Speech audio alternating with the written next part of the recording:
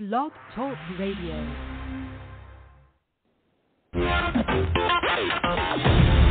Wounded but not broken, with host Patrick Scroggins. As a U.S. Army attack helicopter pilot deployed in Iraq, Patrick faced a devastating crash, which resulted in him dying, losing a leg, and a slew of broken bones. Patrick's story of rehabilitation has helped others to overcome their own obstacles. Each week, Patrick recounts stories of inspiration and interviews guests who have overcome remarkable obstacles. This is Wounded but Not Broken, with your host, Patrick Scroggins.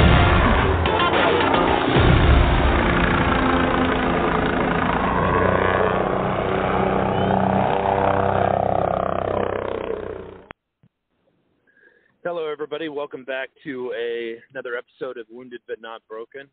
Quickly, just want to go over, what we cover here. This is a podcast that I want to share the stories with some of my friends, even people that I don't know, of what they've experienced in combat situations and war and getting injured, the healing process. Also, on the other side of that, I want to share the stories with people that help wounded soldiers and people that devote their lives to making sure that, the wounded soldiers are taken care of and always in above and beyond, never forgotten. And so tonight I really want to, this is a special episode for me. This is a great friend of mine, Matt Amos. I'd like to introduce Matt to everyone, and Matt's going to tell his story to us. Yeah, man, how's it going? Good, man. Living the dream. Thanks for having me on. You and me both, man. You and me both. So, you want me to just go ahead and jump right into it? Yeah. So just, I'm just I know your story, but the listeners are, a lot of them are curious as to why we chose to join the military, or why you chose to join the Marines versus why I chose to join the Army, or, vice versa. So yeah, if you would just tell your story from the beginning, of what inspired you to join the Marine Corps and your endeavors throughout your Marine Corps, history.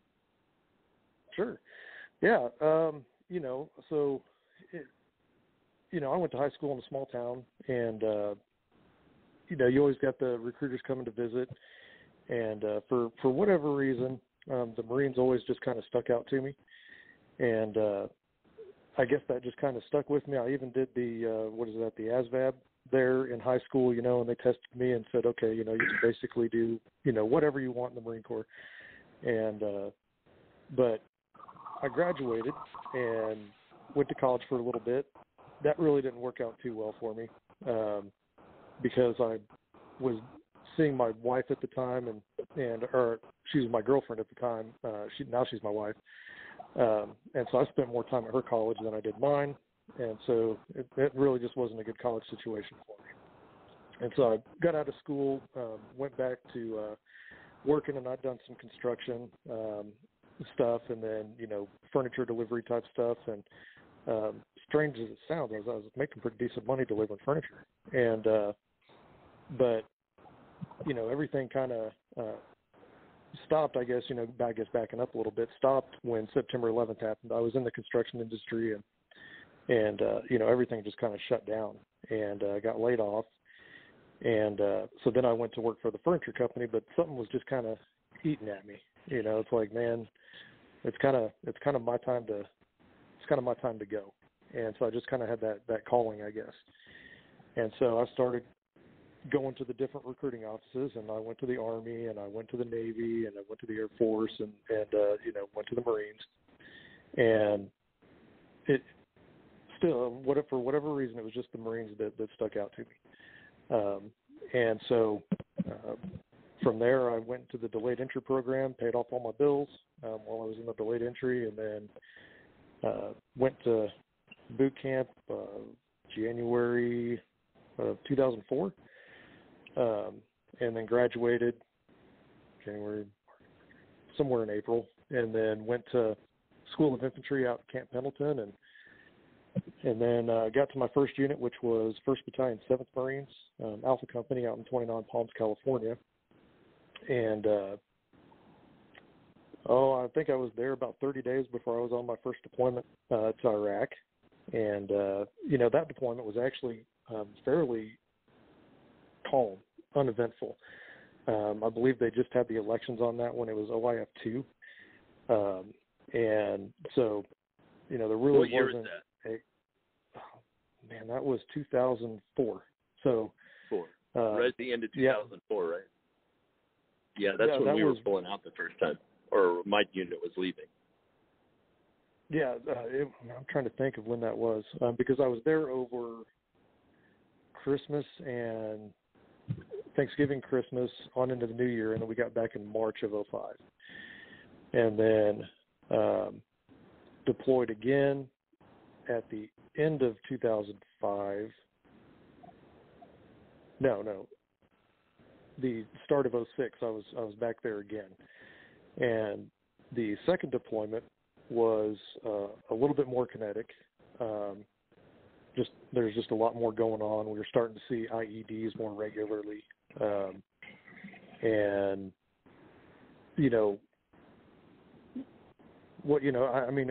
it's kind of one of those things, it's 99% boredom and 1% just balls to the wall. And so that's about the time they really started perfecting IEDs. They were setting them off, but they were relatively ineffective. But time is when they started getting pretty devastating. Yeah. I mean, they went from just using the basic, anti-tank mines to more complicated, IEDs where, that first deployment, they had triple stacks and double stacks, and that's kind of how we talked about the IEDs was. It wasn't a double, single, double, or triple stack. And, you get to that second deployment and it's like, okay, well, is it a command detonated or is it remote detonated? And, there were some fun times on that deployment. And then we were about 30 days from leaving and, I was on a patrol and I just had this, I don't know, there's a gut feel. There's a couple things that happened a couple of days prior that were just off to me, and they didn't leave the back of my mind. And so we were patrolling back one day. There's this car that had parked over by this little building, and they were unloading stuff, and that's just unusual. There's never a car there. Nobody's ever unloading anything into that little building. So we made a patrol down there to actually see, what was in the building or what was going on. We didn't find anything. Well, it was a couple of weeks later. We're patrolling this little town called Zella, and it's right on the Euphrates River, just outside of Al-Qaim, kind of in between Al-Qaim and the Syrian border. And, we're in a standard tactical column and patrolling back to the base. I mean, we're literally 400 meters maybe from the wire, if that. But there was this elevated field, and as we're walking by, I heard a beep. And then the detonation. Then the next thing I know, I'm on the ground, and for whatever reason, I didn't get knocked out, but I just got knocked down, and then I got up, and saw my point man was down, and so I rushed up to him to try to treat him, and there was nothing that I could do for him, and but as I'm working on him, because you're not going to give up, right. My squad leader was looking at me, goes, he was calling Corman up, and I was like, what? I got him, and he's like, dude, half your face is hanging off. And I was like, what? He goes, yeah, half your face is hanging off. So I reached up and felt it, and I had a pretty good laceration to my face from a piece of shrapnel that came across and got me on the right cheek. And so it ended up, my point man, Jeremy Long, did end up as a KIA that day. And we were both on the Black Hawk 2 Al-Qaim. And there in Al-Qaim, there's a little field hospital, and the surgeon was looking at me, and I'm laying on the table, and he's just looking at my face, and he goes, well, I think I can fix it. I was like, do you think or do you know, man? And he's like, no, I think I can do a pretty good job, because if I can't, I'll get you on a bird to Germany. And so he goes, but first, he goes, I'd like to take a picture, and if you're okay with that. And he goes, because that's a pretty awesome injury. And I was like, all right, only if I get a copy. So they sit me up, and flipping the bird, and like, all right, fix me up. So I think it was 3 layers of stitches, and then the nose, which was the most painful part, because my right nostril was separated. And I mean, he sewed me up. I mean, it's noticeable, but it's not bad at all. He did a really nice job, but he never did send me that picture. So if that guy is out there, and you had a guy that was injured on August 10th, 2006, I want that picture. But, yeah, I would too. I want that damn picture. Yep. And so I had the option to stay there. They said, do you want to stay here? Or do you want to go to Germany? And I was like, dude, we're literally 30 days from leaving. I was like, I'd rather just go back with my guys. And especially, you know, having lost one of my guys, I'd rather just be with my team. And so they said, well, you know, the only problem is, you know, just risk of infection because it's so dirty here, and Germany's going to be much cleaner. And I was like, we'll be fine. So I stayed there for 30 days, and then we got home, and you know, and I think mentally that injury was probably harder on me than my subsequent injury in 2011.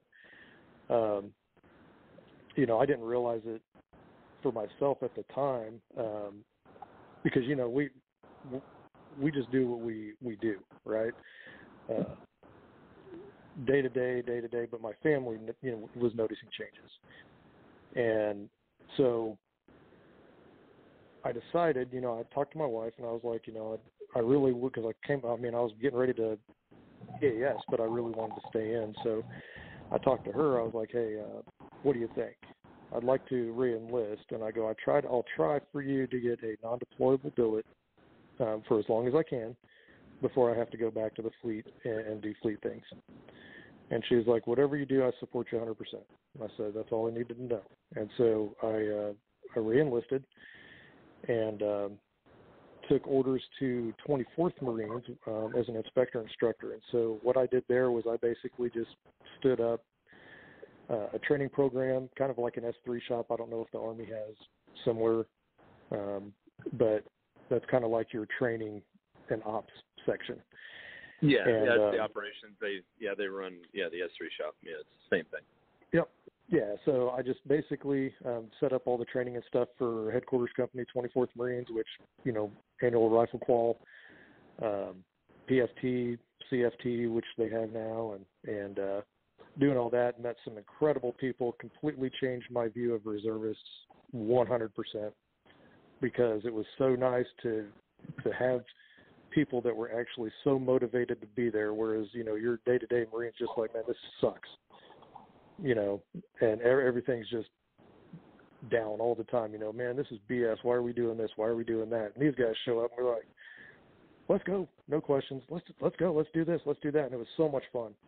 And, you know, I found that the reservists were just a little bit more responsible than your typical fleet Marine. There weren't as many DUIs. There weren't as many bar fights and all of that you had to deal with. But and they were just a really great crew, and I got a lot of knowledge that I use now, you know, with spreadsheets and everything else, and I learned all of that at 24th Marines, and so that was a really good break for me. But even while I was there, you know, I was always a pretty good Marine, you know, and well-behaved. But there were some times there at 24th Marines, because there was a bar called the K-Bar right down the street. And so I'd end up there at night, and just got to the point where I realized, you know, I'm doing this a little bit too much. And so, you know, cut way back on that, and just kind of worked through some of those issues. And again, I didn't realize them. Right. You know, it wasn't until you're talking about issues that you had from that last deployment with your point man getting killed, correct? Yeah. Okay, I got you. Yeah, and so, you know, it's just stuff that I didn't even realize that I was doing. And so, you know, those got pointed out to me, and it's like, oh, man, I'm jacked up. I need to fix myself. And so I started working on that, and I still have some of those issues to this day, but they're definitely not like they were.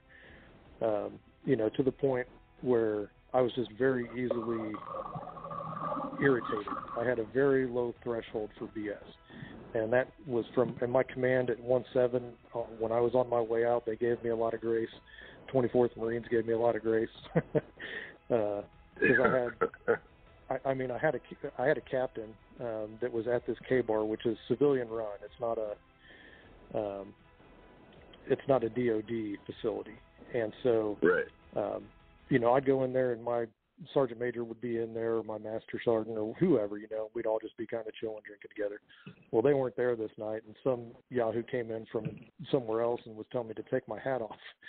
And my low tolerance, he brought up that he was a captain, and I was like, well, we're not in uniform, so I really don't, for putting it nicely, I don't give a crap who you are.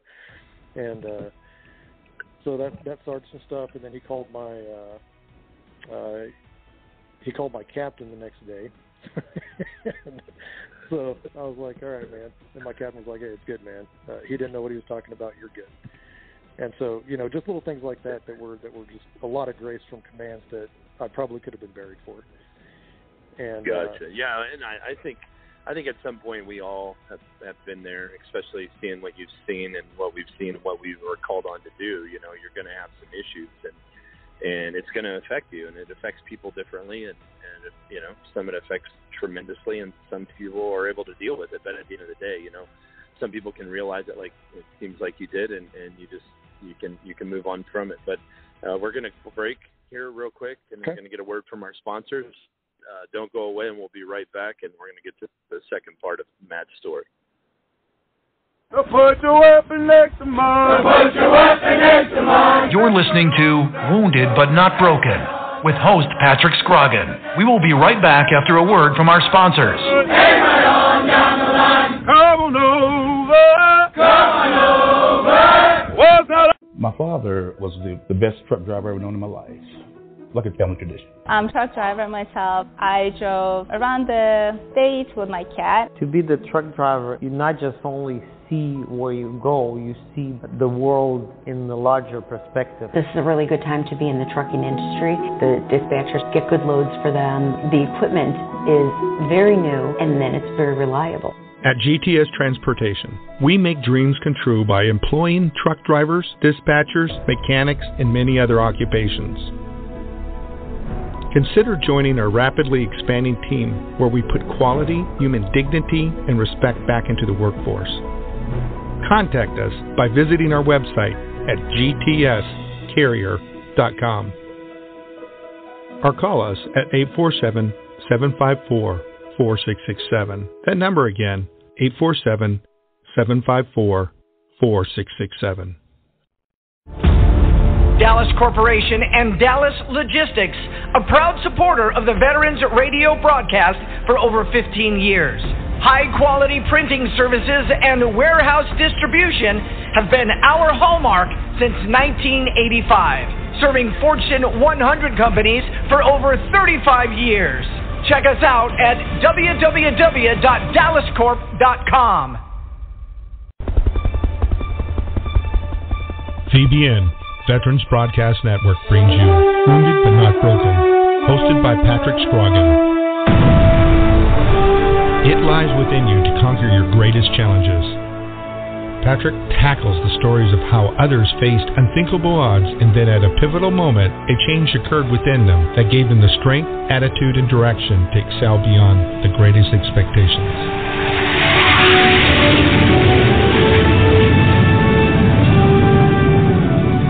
Listen every week and learn how it is possible to defeat the impossible.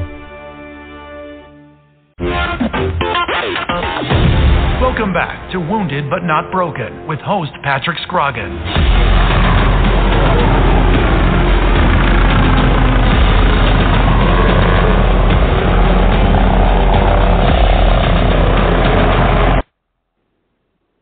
Hello, everybody, and welcome back to Wounded But Not Broken. We're here with Matt Amos, and he was talking about his first two deployments, and on his second deployment, he suffered his first injury and had one of his soldiers lose his life, and he was talking about how that affected him, and it's such a difficult thing to talk about for one, and it's another. It's a difficult thing to live with, and we all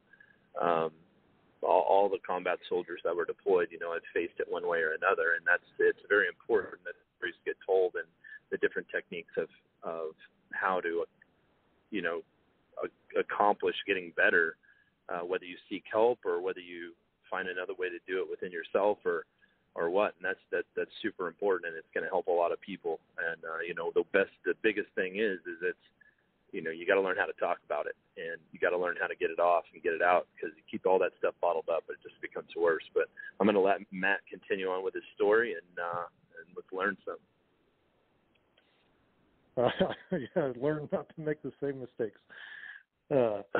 But that command, you know, and I really, you know, during the break, that's kind of what I was thinking about, you know, and I really think that those guys just giving me grace and not bearing me. Really, for me, because I think they knew that, hey, this isn't him, because they knew me on a day-to-day basis, and it would just be random things every now and again where I would just blow up at people. And so, you know, I got through that, and I was there for 18 months at 24th, and I neglected to mention that my first child was born right before I left for that second deployment. So I basically had 30 days with her before I was off to Iraq, and then I come back, you know, and now I've got basically an 8-month-old baby girl, you know, and so and that just, I think that also added to the stress as well. And right. You know, wanting to be that guy to fix myself, because of course I want to be there for my kids, and so I really kind of to start really drawing it down with anything alcohol at that point. And so then, you know, got my orders to 1st Battalion, 5th Marines. They're in Camp Pendleton in 2009 or early 2000. I think I got them in 2009 to report 2010. And so I got there, I believe it was probably July, I think, somewhere in there. And got put with 1st Platoon, and it was a lot different than it was with 1-7 being back in the fleet. And because at this time now I'm a sergeant, and I'm going to be in control of everything, and that's a lot of responsibility. But so they say, okay, hey, you're going to be 1st Platoon, 1st Squad Alpha Company. I was like, roger that. So I started meeting my guys, and then the very first day that I'm there, hey, you got one of your guys that just got dropped out of infantry squad leaders course, so you need to go figure out why he failed and blah blah blah. So, well, you know, it's like, all right, by fire, you get thrown right into it. Yeah, that's when everybody else's problem becomes yours. Yep. And so that was my first official business as a squad leader, was to go find out why this guy was jacked up. And you know, come to find out, it really wasn't his fault at all. They were trying to put a lance corporal through a sergeant level course, and so it's like, you know, I don't want to be that guy just starting out. And so, and it turns out he was one of my best Marines. And so. You know, I got to train for almost a year with those guys, which was an absolute luxury. And, you know, we knew each other really well. You've had another guy on here before, Anthony Marquez. He was my dog handler, and a great guy. And, you know, we just had a really, really good fitting squad, and trained up and got deployed to, or knew that we were going to Sangin, Afghanistan, which at the time was, you know, one of the most dangerous places, or was the most dangerous place in Afghanistan. And we were getting intel reports about the different types of IEDs they were using, and I want to say that 3-5 had something like 216 casualties or something like that. And some of these guys were coming back, and they would give us intel like, hey, this is what it's like, this is what you need to look for, you know. And so you're just like, man, where are we going? And right. Yeah, you know, like it didn't set a good tone at all. And but but you train to those. I forget you train to that intel that they're bringing back, and so that's what we did almost daily. We'd set up courses in what we call the backyard, which is basically just kind of the mountains and hills and trails behind the barracks, and we just run little courses and try to spot things that were not supposed to be there, and we got pretty good at it, and but you just don't know what you're going into until you're actually there. And so I even told my wife, I was like, I know that I don't talk to you about a lot of work stuff, because my whole thing was, when I come home, the uniform comes off and that guy stays at work. And so, because it's a completely different person. And so I was like, all right,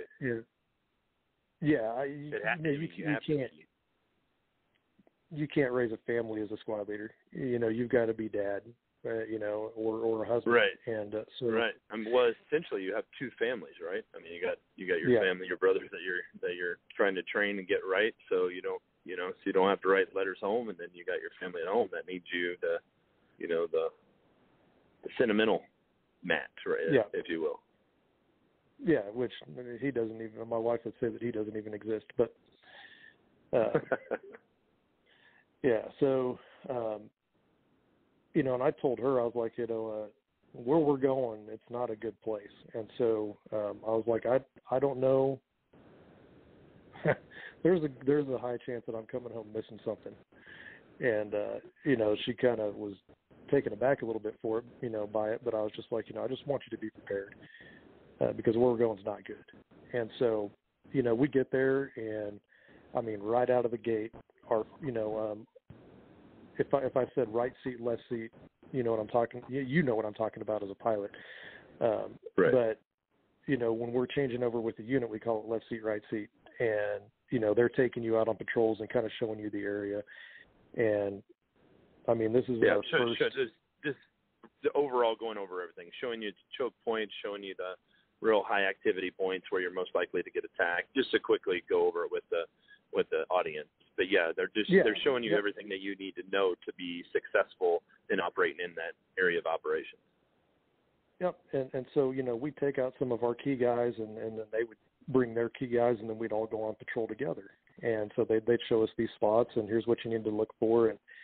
And I can't remember whether I think it was the very first one that we did. We took a double AK on that one.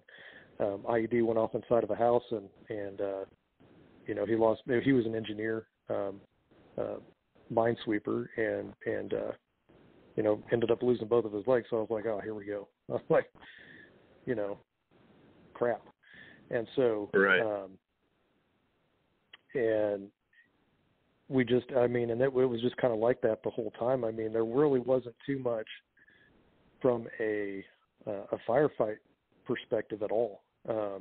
It was mainly you're just navigating a minefield is really all you're doing, and trying to find those guys and kill them. And so we were there and for about March, April, May.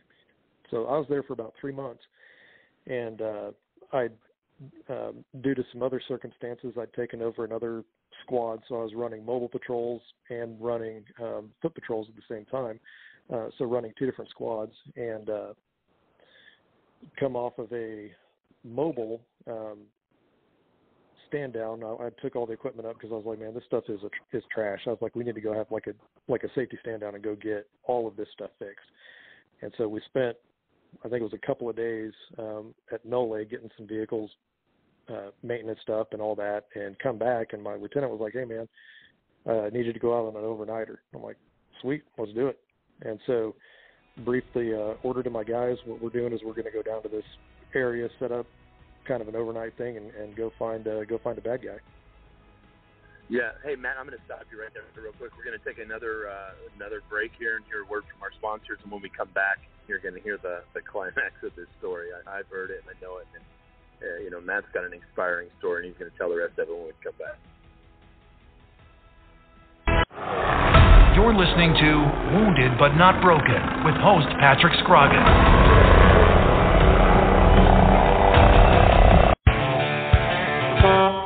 Attention, looking for semi-drivers nationwide.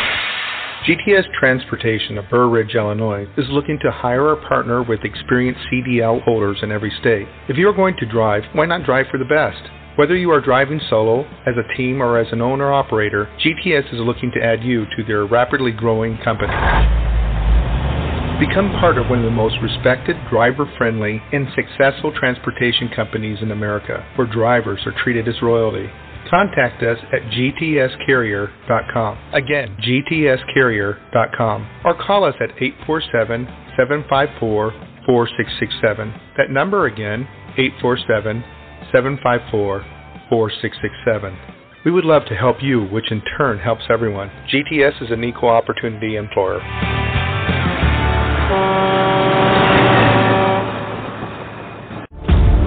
Dallas Corporation and Dallas Logistics, a proud supporter of the Veterans Radio broadcast for over 15 years. High-quality printing services and warehouse distribution have been our hallmark since 1985, serving Fortune 100 companies for over 35 years. Check us out at www.dallascorp.com. VBN, Veterans Broadcast Network, brings you Wounded But Not Broken, hosted by Patrick Scroggin. It lies within you to conquer your greatest challenges. Patrick tackles the stories of how others faced unthinkable odds, and then at a pivotal moment, a change occurred within them that gave them the strength, attitude, and direction to excel beyond the greatest expectations.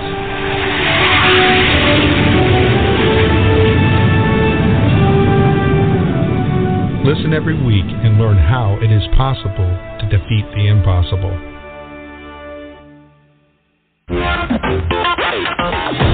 Welcome back to Wounded But Not Broken with host Patrick Scroggin.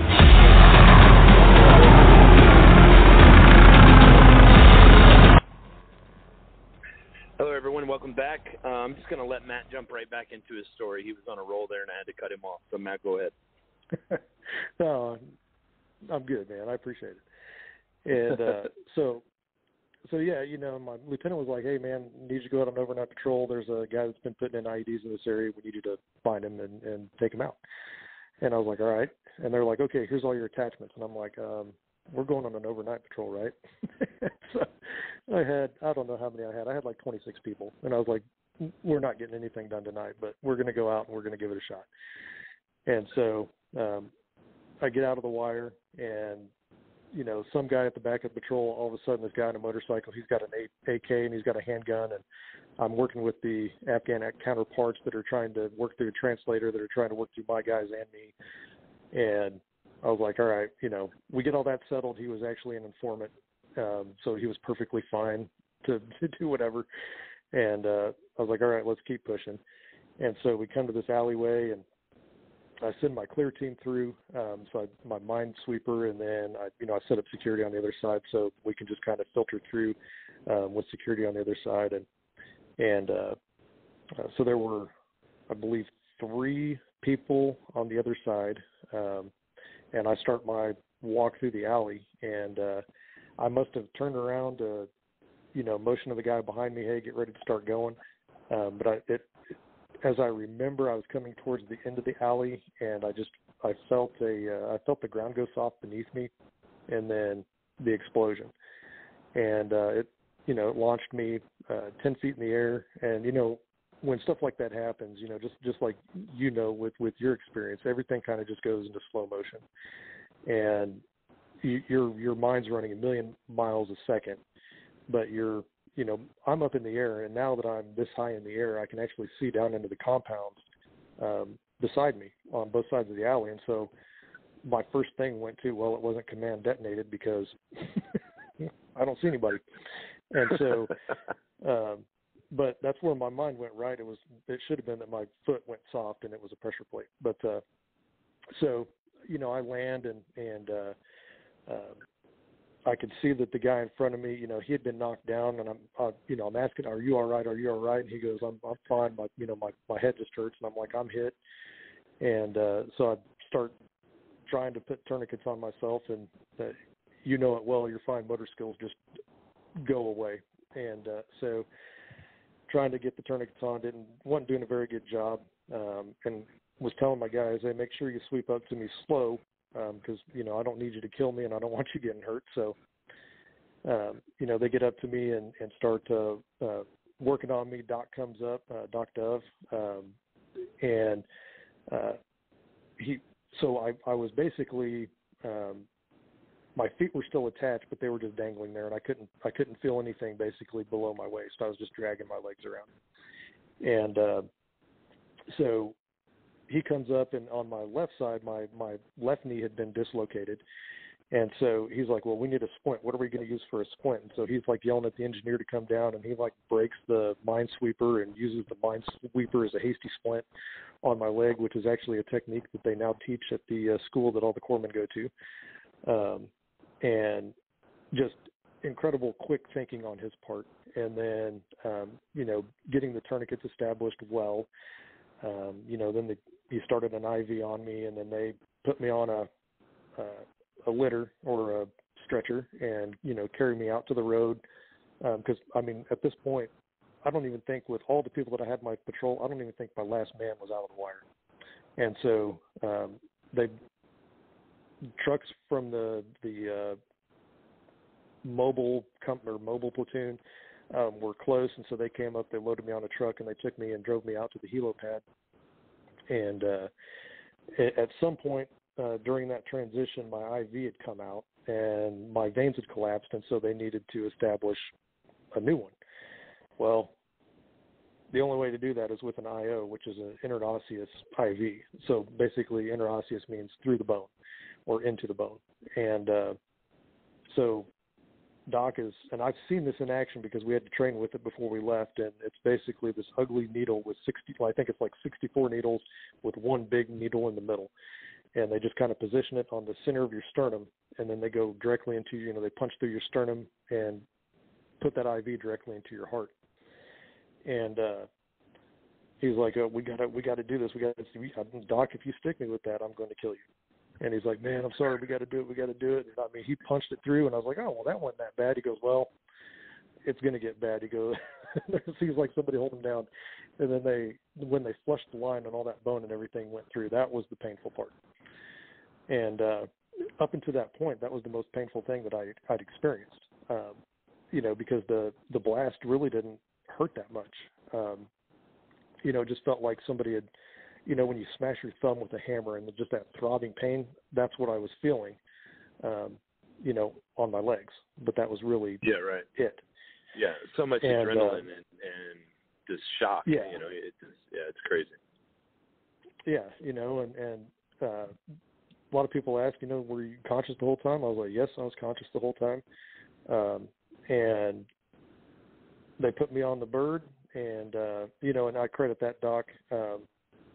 Was basically, he saved my life right there as well by getting that IV established. And I saw him later on, and he was really standoffish for about 6 months.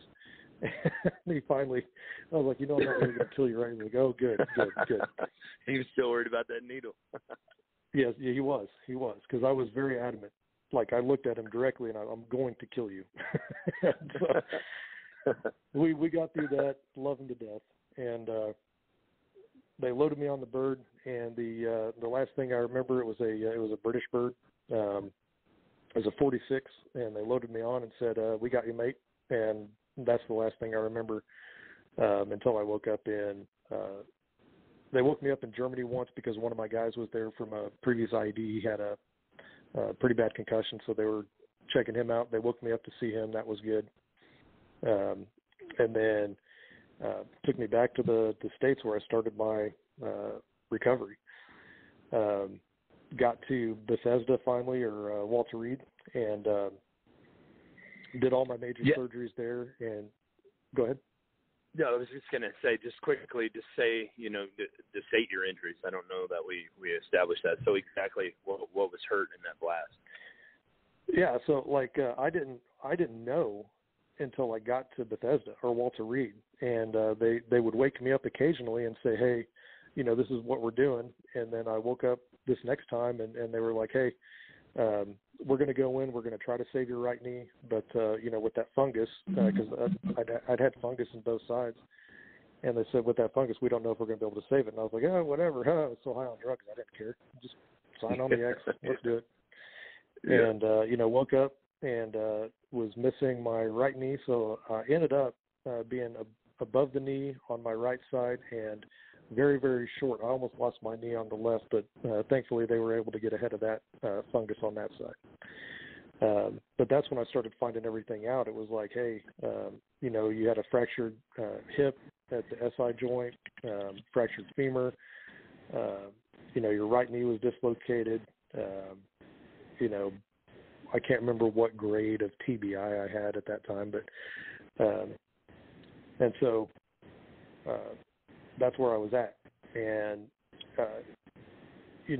looking back, for me, this one was a whole lot easier for me than that first one, and because it was just me. There was nobody else that was hurt. It was just me. I knew what I was getting into. I told my wife this could be a possibility. And so I felt really good about where I was, and when I was laying on the ground there, before they got to me, I was just like, man, I was like, Lord, if this is my time, it's my time. If it's not, show me what I need to do, and or show me what you want from me. And so that was really just kind of in my mind. When I was in the hospital, it's like, well, I'm here for a reason. What is it? And there were so many people that were there to help. There were so many groups, so many organizations that just said, hey, we're here for you.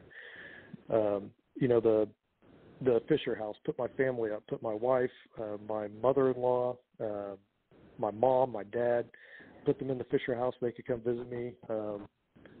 Semper Fi Fund paid my mom's salary from work so that she could take work off and not worry about missing a paycheck, and took care of her financially while she was coming to visit me. And of course, paying for the flights for my family to get out to Walter Reed and all that kind of stuff. And right. just amazing, right? I mean, and I would never have expected that. And so I get all my major surgeries done there at Walter Reed, and then I was stationed in Pendleton, so I wanted to go back to San Diego because that's where my family was. I didn't want to move them cross country, and so they moved me to Balboa and actually gave me a home. So we did a little move from Pendleton to San Diego, and they got me this little ADA home that we lived in while I went through about 2 years of physical therapy and recovery. And it was there, because I spent about 4 months inpatient, and I had an X-fix on my hip because I couldn't move or do anything. And then, so just sitting there, all you got to do is time to think. I was like, well, what am I going to do? Well, obviously I'm going to retire. But what is it that I want to do? And the one thing that I kept thinking was, man, I want to hunt. And I was like, I don't know how I'm going to do it, but I'm going to hunt. And, I'd been out of the hospital for 2 months, and then this guy named Ron Rabu came to the hospital and did a presentation for Wounded Warrior Outdoors, and I go, that's how I'm going to hunt. And so I listened to his presentation. It was awesome. Went on a bear hunt with him back in 2012. So right at 9 months after my injury, I was hunting, and which was insane to me. And ended up taking a bear on that hunt. And I'd had prosthetics at the time, but I'd only had them for like 2 weeks before I went on this trip. And there's a bear. We'd missed our first chance because he had to get the wheelchair out of the truck and put me in the wheelchair and kind of wheel me around. And by the time we got around this little bend, the bear was gone. So we get this second opportunity. This bear's in the field, and Ron comes back to me and goes, hey, this bear is in a very shootable position, but you're going to have to walk 100 yards to this boulder to get the shot. Do you think you can make it? And at that point in time, I wasn't thinking about how uncomfortable my prosthetics were. I wasn't thinking about the pain, anything. It was like my only mission was to get to that bear. And yes. so, Hey, Matt, we're gonna break real quick for one last message from our sponsors, and stay tuned. And when we come back, we're gonna find out if Matt walked that 100 yards and got that bear. Put your weapon next to mine. Put your weapon next to mine. You're listening to Wounded But Not Broken with host Patrick Scroggin. We will be right back after a word from our sponsors. Hey, right on down the line. Come on over. Come on over. What's not over? My father was the best truck driver I've ever known in my life. Like a family tradition. I'm a truck driver myself. I drove around the state with my cat. To be the truck driver, you not just only see where you go, you see the world in the larger perspective. This is a really good time to be in the trucking industry. The dispatchers get good loads for them. The equipment is very new, and then it's very reliable. At GTS Transportation, we make dreams come true by employing truck drivers, dispatchers, mechanics, and many other occupations. Consider joining our rapidly expanding team where we put quality, human dignity, and respect back into the workforce. Contact us by visiting our website at gtscarrier.com or call us at 847-754-4667. That number again, 847-754-4667. Dallas Corporation and Dallas Logistics, a proud supporter of the Veterans Radio broadcast for over 15 years.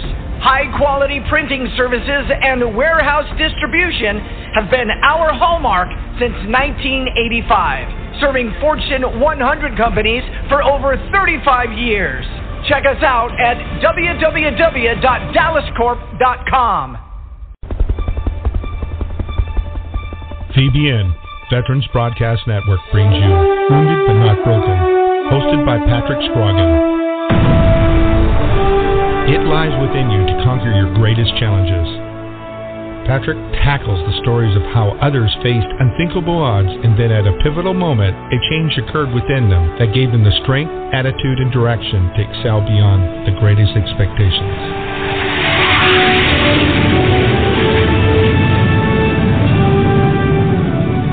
Listen every week and learn how it is possible to defeat the impossible. Welcome back to Wounded But Not Broken with host Patrick Scroggin.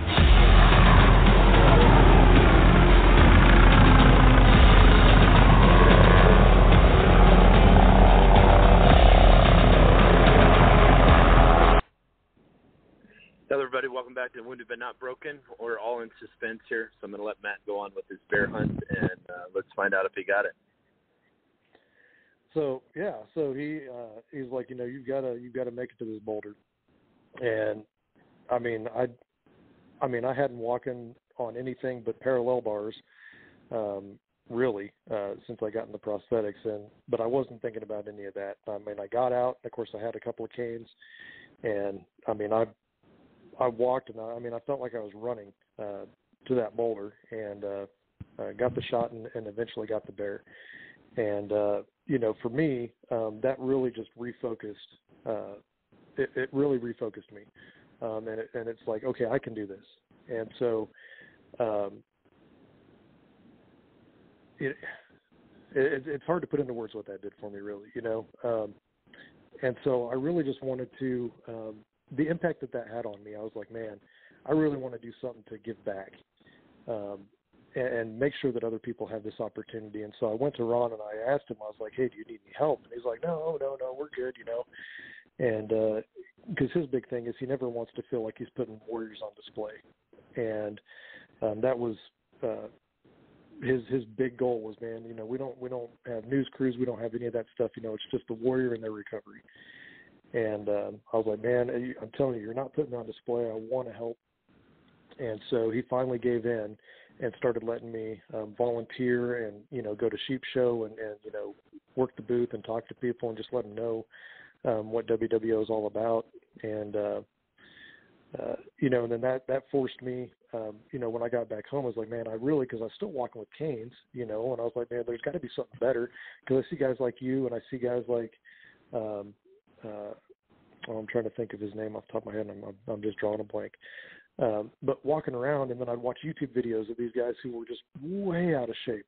And I was like, back then, you can't tell now, but I was in really good shape. And back then, and I couldn't do what you could do. I couldn't do what these guys could do. And I was like, I started to get into that thing. Well, maybe it's me. And then I found the right prosthetist and found out that it wasn't me. It was the prosthetics that I had. And so then that jump-started my recovery even further, and or took my recovery even further, and just allowed me to do more. I was feeling so good that I actually went to work for that prosthetist, Steve Peoples Prosthetics in Wichita, Kansas, and just started reaching out to people locally that, were in a motorcycle accident or car accident, and just said, hey, man, it's not over. Like, there's the whole world is there available to you. You just have to decide to do it. And, I was like, stop the pity party, because that's not going to get you anywhere. Like, I've been down this road. I know what it's like. I know where you're at. But trust me, it only gets better from here. And so, just wanted to impart those words of wisdom on people. And so that's just kind of what my recovery's been circled around, is just kind of motivating others, because, I've been there, but it wasn't it wasn't losing my legs that brought me to that point, really. It was the getting through that first, that first injury and losing a guy, and having been there. And, during that time, it was just my Marine buddies that really looked out for me. The civilian world, because it wasn't dramatic enough for really them to reach out and care anything about, because no organizations reached out to me the first time. But when I lost my legs, right, everybody reached out. And so those organizations, if you're wounded or have been wounded, and you consider yourself, a paper cut, or, I didn't get as badly wounded as someone else, seek those organizations out, because they are definitely there for you. They are there to help. But there's just so many that they can't reach everyone, and so they focus on the more seriously injured. But those organizations are there for everybody, and I can't say enough. Reach out to those and take advantage of those, because they're there for you, and that's going to do so much for your recovery. Especially, and part of your story, Pat. When you said, you were down and you were feeling sorry for yourself until you saw that first burn victim, and mine, it's very similar, because I'd see quadruple amputees or I'd see triple amputees. It's like, okay, we're good, man.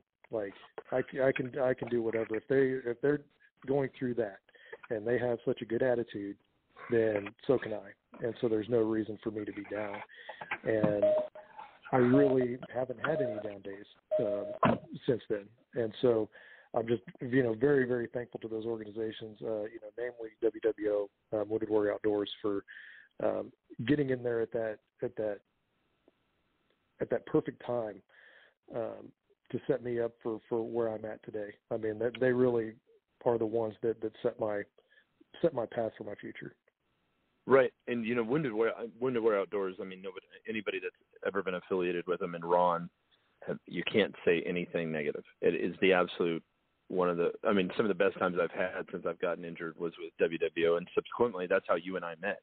And it's such a great networking thing, and that's what it's about. It's about getting guys together that have lived some of the same situations in their lives, that are having trouble and do this, and people that have been through it are there, and they've overcame a lot of stuff, and so it's so therapeutic to put them around other soldiers that have been there and done that, because it's kind of like a fraternity that we have. We talk to each other a certain way, and nobody else can really talk to us like we talk to each other, right? And so, and nobody is going to push us as hard as we do, and that's why the organizations like that are so important.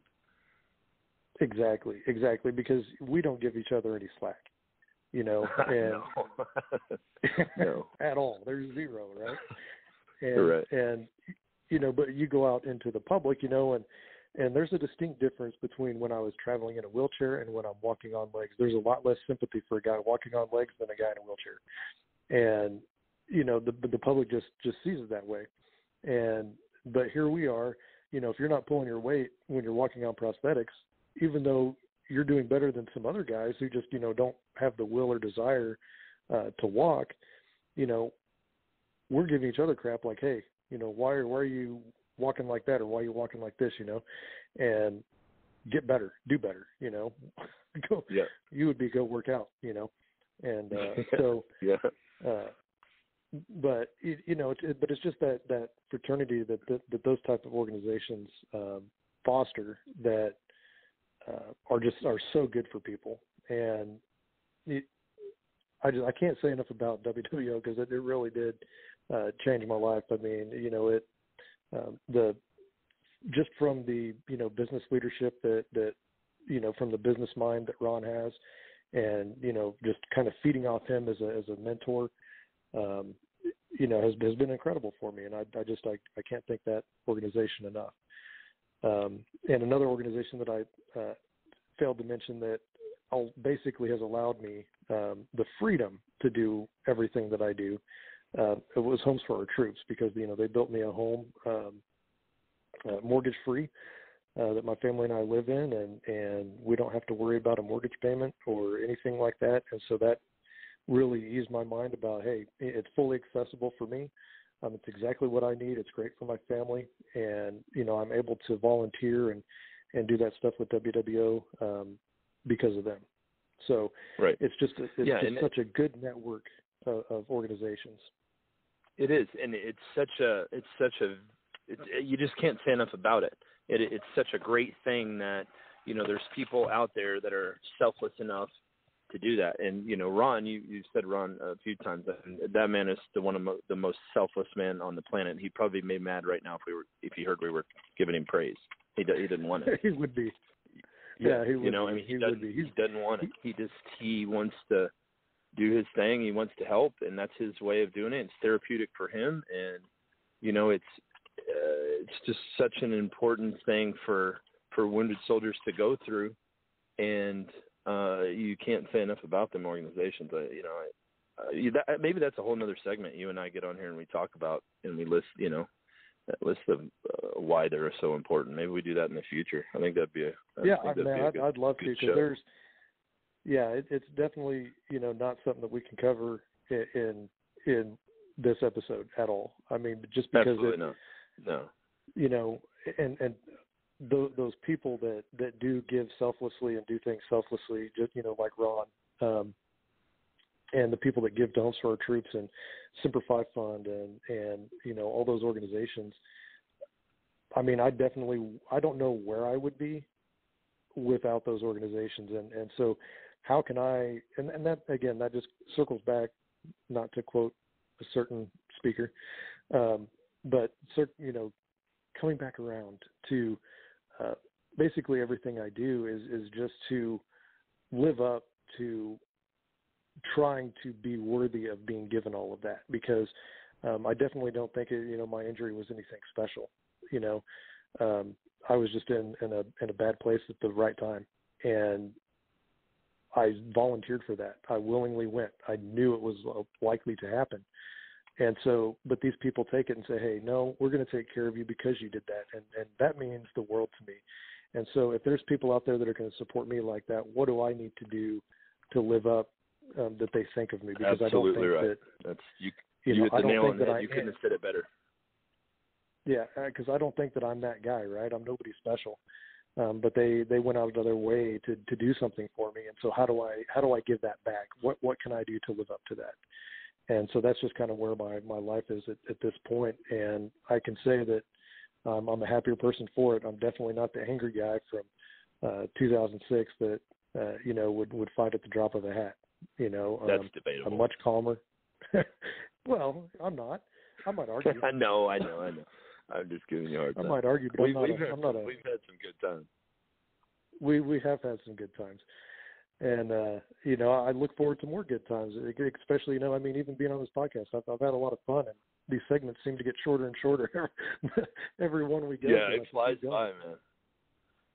But it flies by. But so, if people are out there listening, and you got young guys out there listening of a really good piece of advice that you would want to give them, if you could sum it up in like a minute, what would it be? Oh man, I think the biggest thing is to start thinking about yourself less and start thinking about others more. Because for me, that has solved all the problems. I notice when I start to go, the Marines call it going internal. On a battlefield, it's bad for everybody. And in life, going internal is bad for you and everybody around you, because the only person you're thinking of is yourself.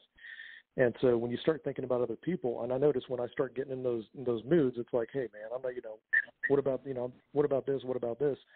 And I'm thinking about me. What can I do to help somebody else? And then magically, just like the snap of a finger, life gets better. And so that would be my advice, is to, think about yourself less and think about others more. It's a good piece of advice.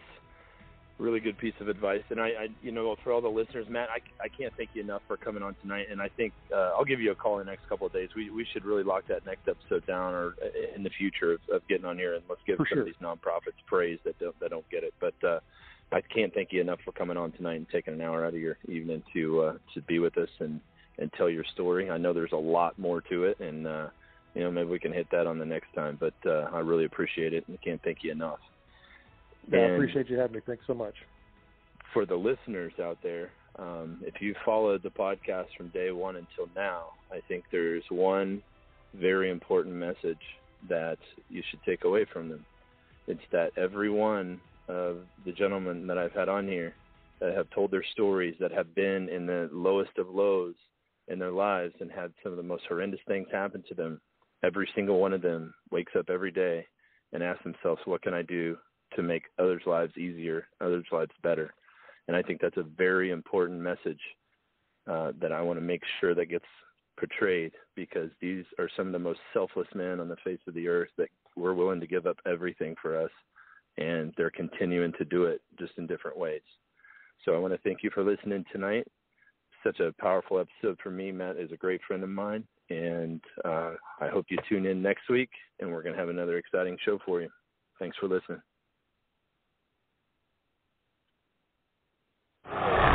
You're listening to Wounded But Not Broken with host Patrick Scroggin.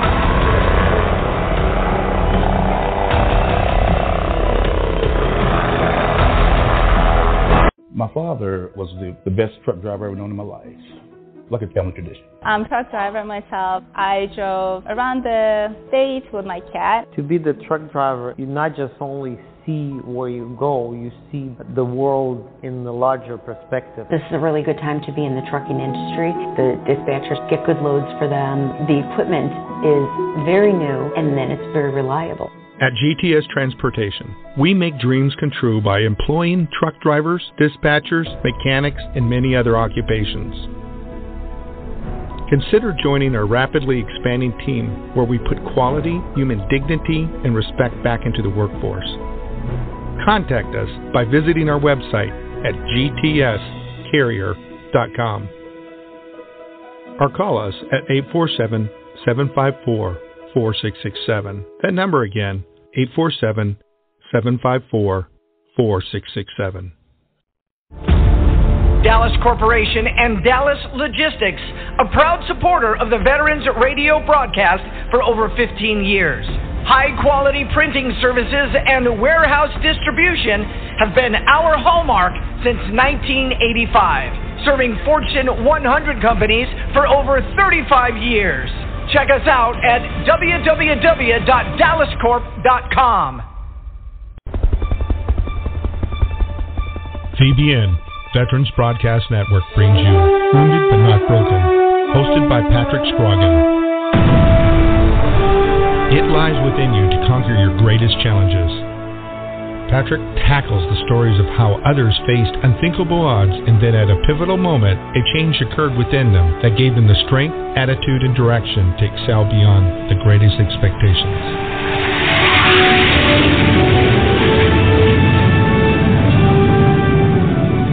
Listen every week and learn how it is possible to defeat the impossible.